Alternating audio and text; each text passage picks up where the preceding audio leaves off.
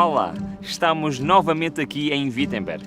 Conforme vimos nos episódios anteriores sobre Martinho Lutero, apesar das bulas papais, éditos e decretos imperiais que ordenavam a sua execução imediata, ninguém conseguiu causar dano ao reformador. E qual seria o impacto da sua sobrevivência? A Alemanha, influenciada pela mensagem de Lutero, chegou a um momento crucial. Os príncipes, a Igreja Romana e o imperador travariam um confronto determinante. Você quer descobrir quem prevaleceu nessa batalha? Olá, eu sou o Jefferson Araújo. E eu sou o Ruben Fernandes e damos início a mais um episódio desta fascinante jornada pela história do cristianismo e da saga sobre o grande conflito entre o bem e o mal.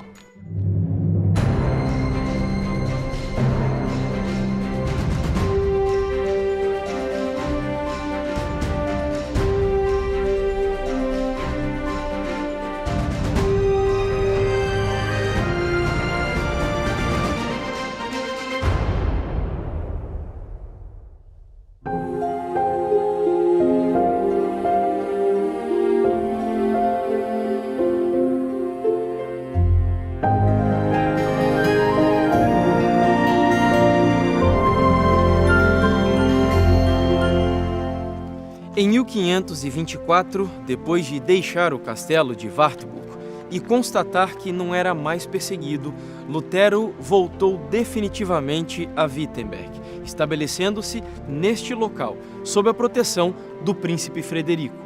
Este edifício estava vazio e foi oferecido a Lutero e a sua família, e logo se tornou um refúgio para muitos, principalmente durante as guerras camponesas.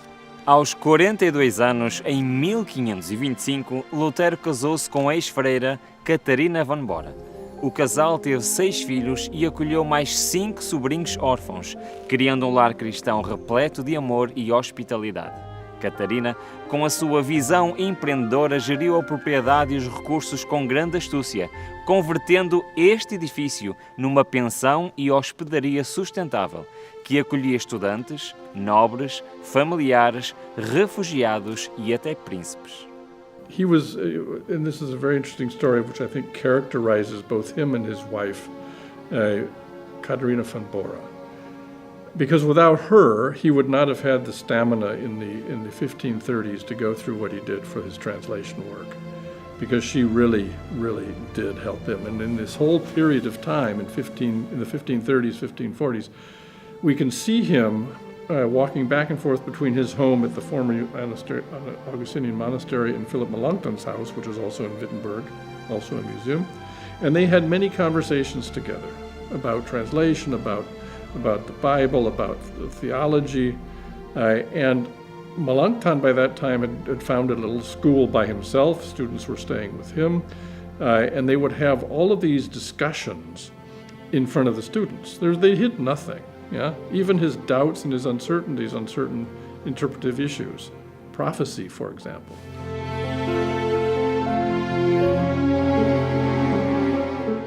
O ideal de liberdade de consciência ganhou terreno aqui na Alemanha.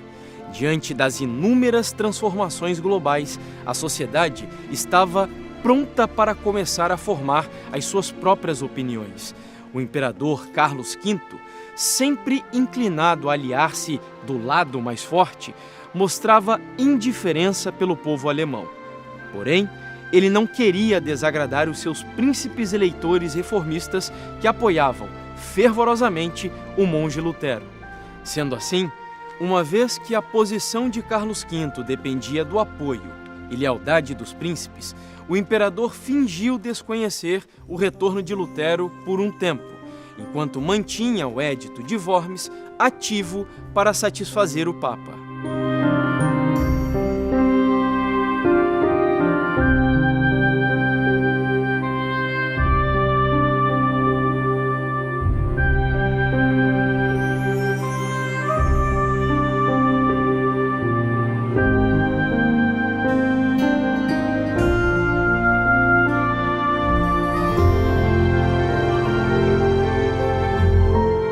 A história prossegue agora aqui, em Spira, onde, procurando evitar novas revoltas populares, foi convocada a Dieta de Espira em 1526.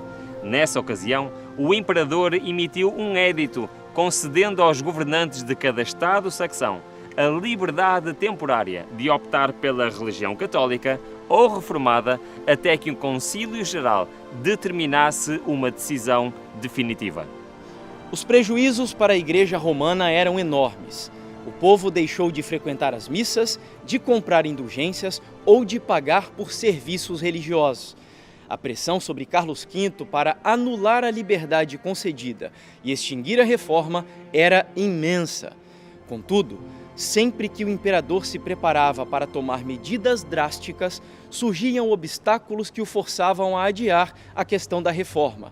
Seja pela ameaça do exército turco, seja pela pressão do exército francês, ou pelo próprio Papa em conflito com o imperador, Carlos V encontrava-se constantemente envolvido em desafios, permitindo que a reforma ganhasse força e se consolidasse. In the warp of time, we get to 1526, which is another council at Speyer. And what was that all about? The edict had basically banned Luther and his works, the Edict of Worms, and the Protestant princes, by then they weren't Protestant, but the protesting princes were unhappy with that. They didn't want that because their people didn't want it. They had to have peace in the valley. So they went to this thing in Speyer.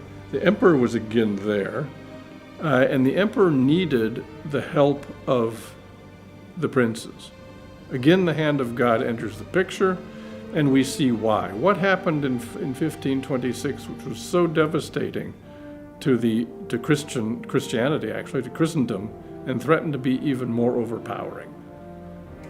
The Turks had come up through the Balkans, had gone around and had taken Hungary, and they were threatening Vienna. They needed to have a consolidated Christendom, and they needed to have the Protestant, or the so-called breakaway princes from North Germany, they needed to have them on board to help. So what did they do? They reached this basically agreement at the Diet of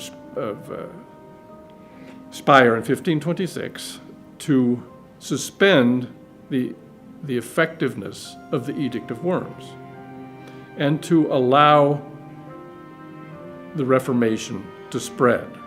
That was the effect of it. It allowed the Reformation to exceed the then known borders of those principalities who were in favor of the Reformation.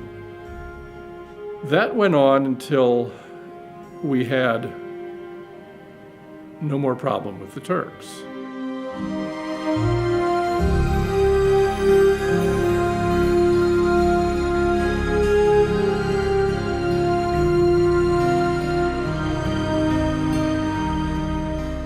Chegou o momento em que o imperador não mais podia adiar a questão.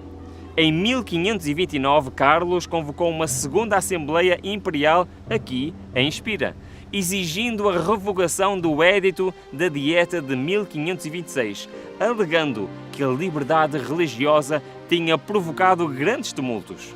Nessa segunda Dieta de Espira, o imperador insistiu na implementação do Édito de Worms, uma proibição total da pregação do Evangelho.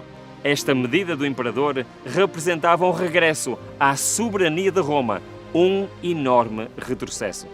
And then they needed another council, and they called the Second Council of Speyer in 1529.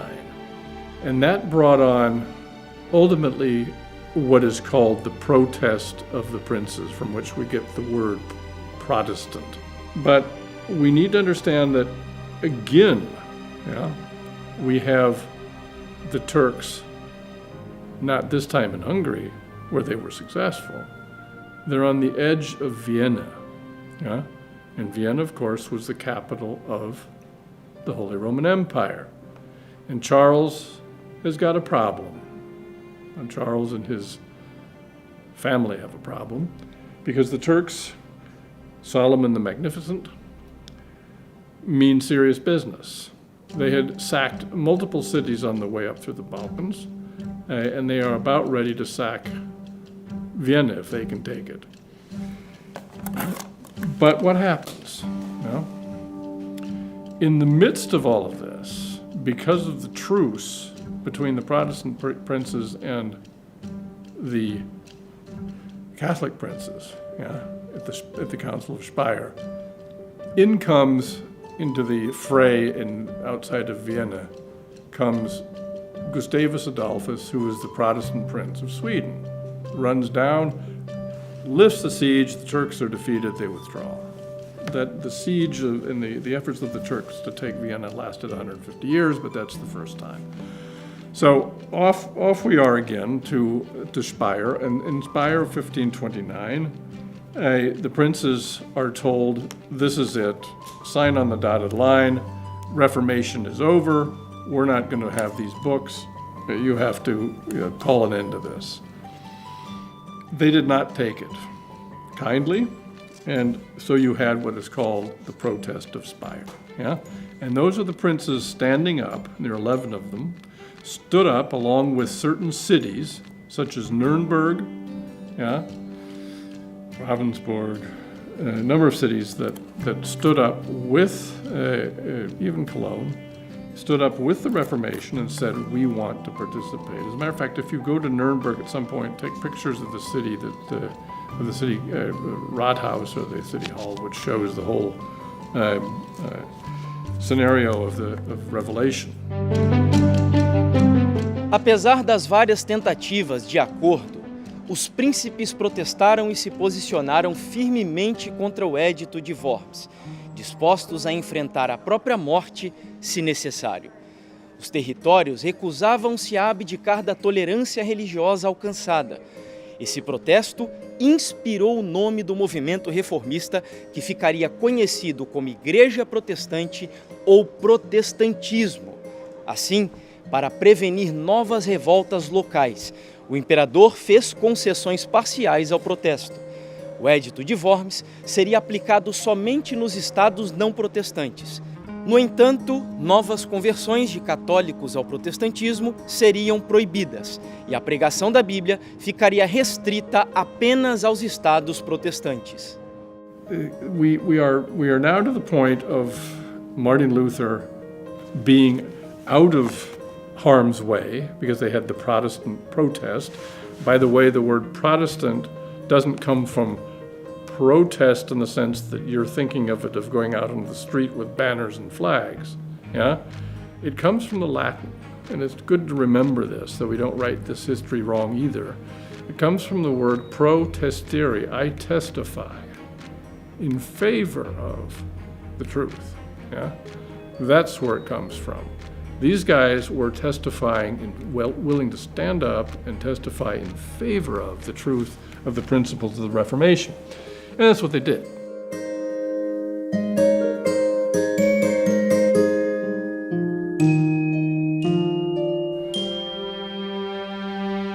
Era uma armadilha destinada unicamente a evitar mais conflitos internos na Alemanha.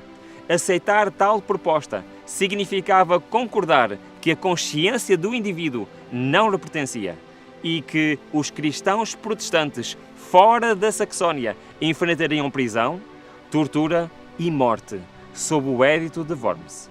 Os protestantes livres não se podiam considerar inocentes quanto às vidas perdidas nas regiões que não aderiram à reforma.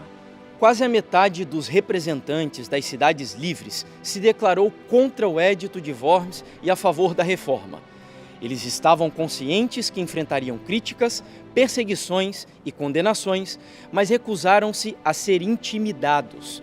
Os príncipes protestantes rejeitaram quaisquer promessas de favores em troca de mudarem de posição.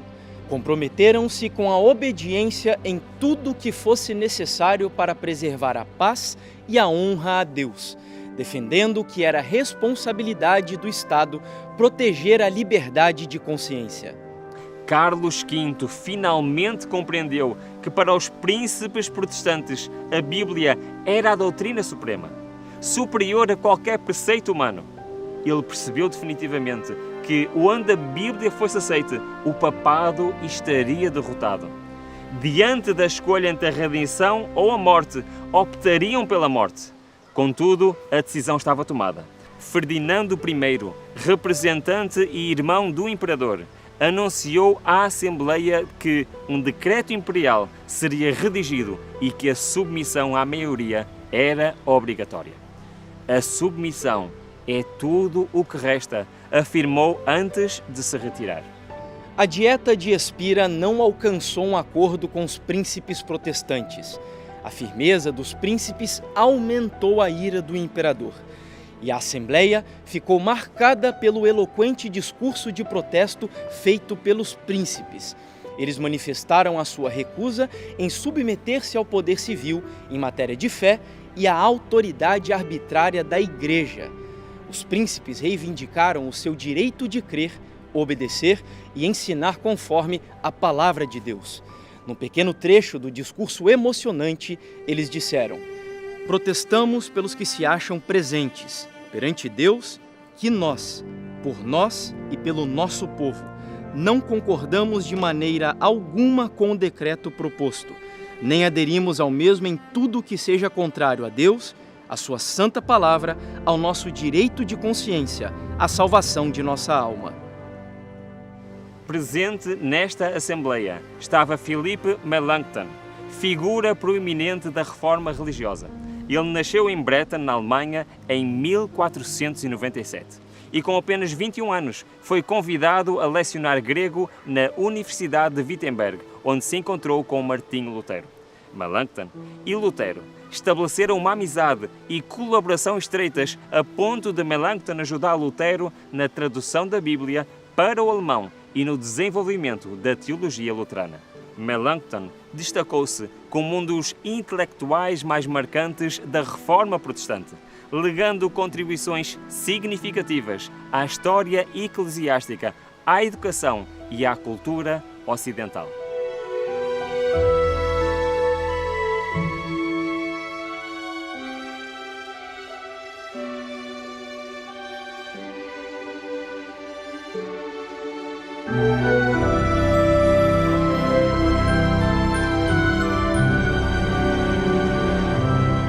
Os conflitos persistiram, mas Carlos V queria a paz.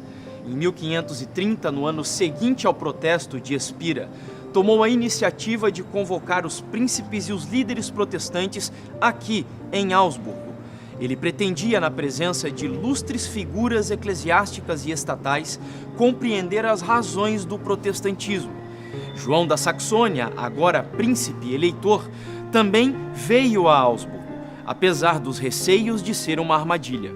Embora fosse um admirador de Lutero, ele não veio a Augsburgo defender apenas as ideias do reformador, mas se posicionar ao lado da mensagem protestante que ele acreditava por convicção.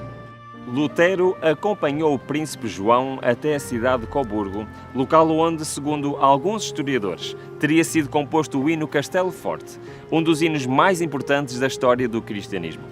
Mais tarde, esse hino foi usado nas obras de Johann Sebastian Bach e Felix Mendelssohn, em homenagem à Reforma. Sob a orientação de Lutero e de Philippe Melanchthon, os príncipes elaboraram uma confissão de fé, consolidada num documento de 28 pontos baseados na Escritura, marcando um momento de profunda solenidade e reafirmando o caráter exclusivamente religioso da Reforma. Lutero, sempre convicto, encorajou os que se apresentariam aqui em Augsburgo com palavras de fé e coragem. Graça e paz em Cristo, digo eu, e não no mundo. Amém. Odeio com ódio enorme esses extremos cuidados que vos consomem. Se a causa é injusta, abandonai-a. Se a causa é justa, por que desmentiríamos as promessas daquele que nos manda dormir sem temor? Ao assinar a declaração, o príncipe João disse: estou resolvido a fazer o que é reto sem me perturbar acerca de minha coroa. Desejo confessar ao Senhor. Meu chapéu de eleitor e meus títulos de nobreza não são para mim tão preciosos como a cruz de Jesus Cristo. 7 príncipes e representantes de 2 cidades livres assinaram a declaração, que foi meticulosamente escrita até à sua proclamação em 25 de junho de 1530, marcando um capítulo glorioso na história do cristianismo. A Confissão de Augsburgo, traduzida em várias línguas, disseminou-se por toda a Europa. Para Carlos V, a questão religiosa era secundária. O seu objetivo era a unificação militar contra os turcos, e ele determinou que os súbditos adotassem a religião dos seus príncipes, seja catolicismo ou luteranismo, instituindo um período de transição para tal escolha e legitimando o protestantismo na Alemanha. No final desta jornada pela vida de Martinho Lutero, é crucial reconhecer o impacto duradouro das suas ações na história da Alemanha e do cristianismo em todo o mundo. Lutero faleceu no dia 18 de fevereiro de 1546 na cidade de Eisleben, aqui na Alemanha, o mesmo local onde ele também nasceu. Sua morte marcou o fim de uma era, mas o início de um legado que iria percorrer gerações.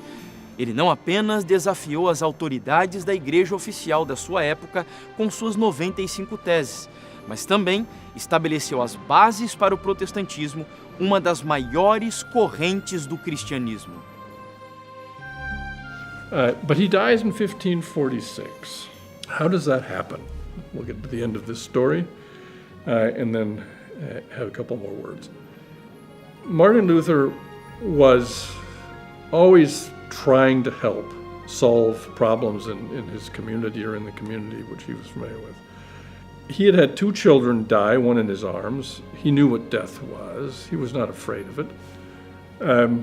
And he was not in the best of health. He had a very ravenous appetite and was not a very healthy eater.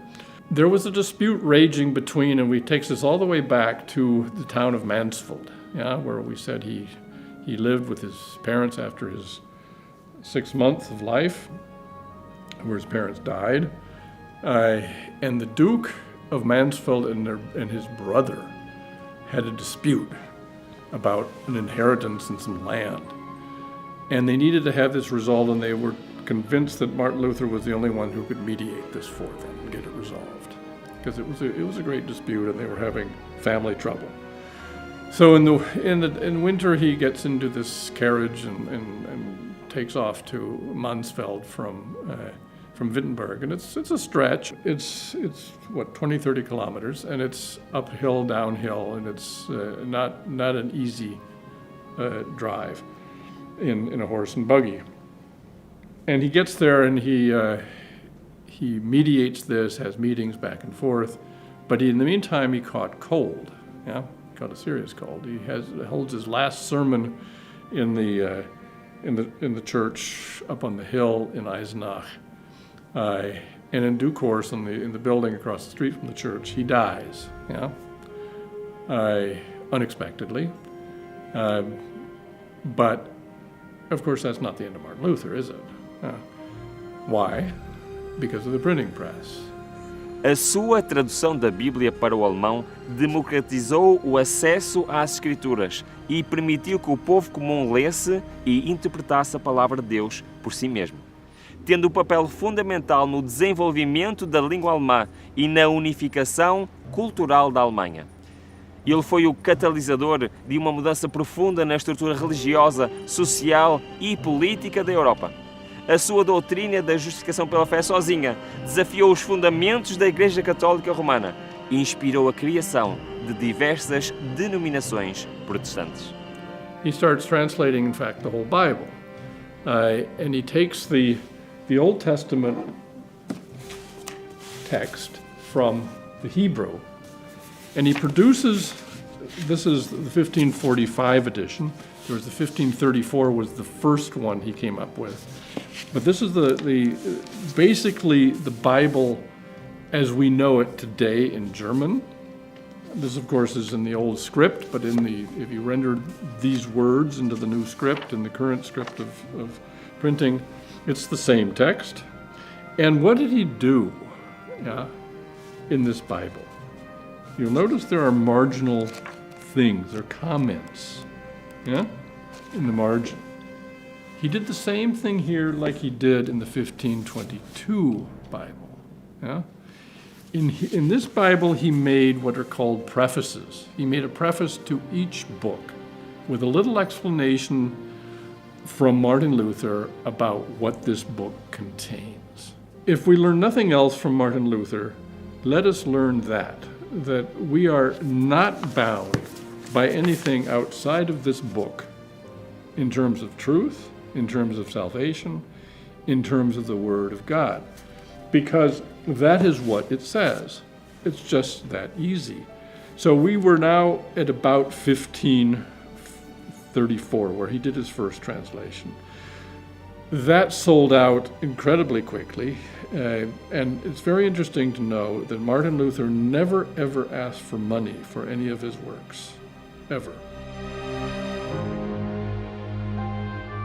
Lutero não foi apenas um reformador religioso, mas também uma figura central na formação da identidade nacional alemã.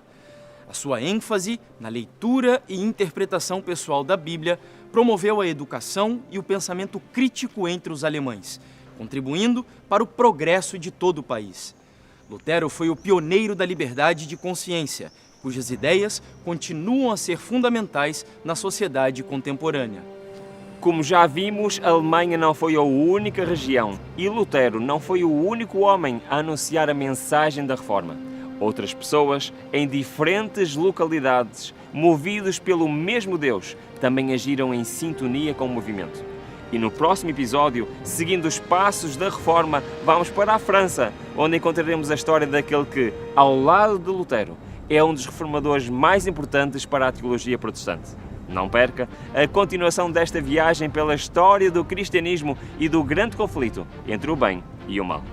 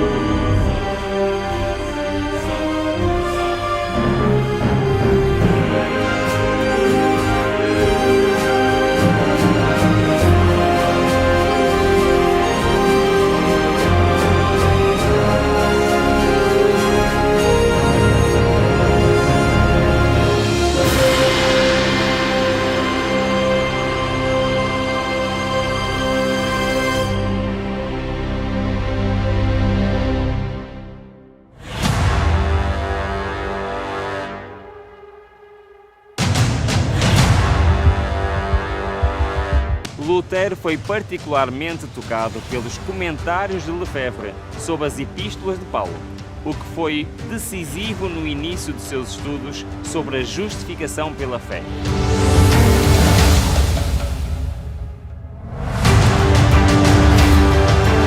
As tabernas foram trocadas por encontros domésticos onde o povo se reunia para ler a Bíblia e louvar a Deus.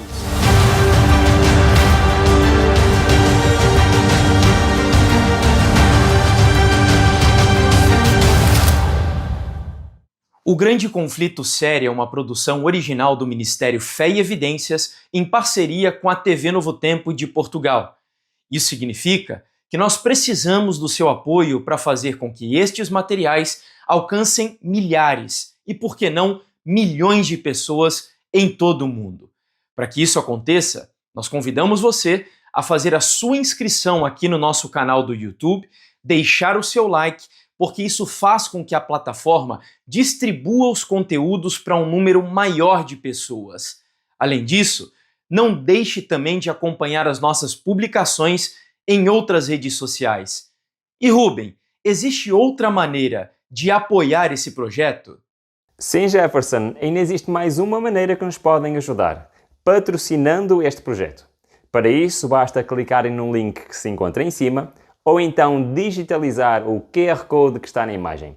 Também na descrição vão encontrar todas as informações necessárias para nos ajudar, para patrocinar este projeto e permitir que possamos fazer mais conteúdo semelhante a este. Muito obrigado pela vossa ajuda.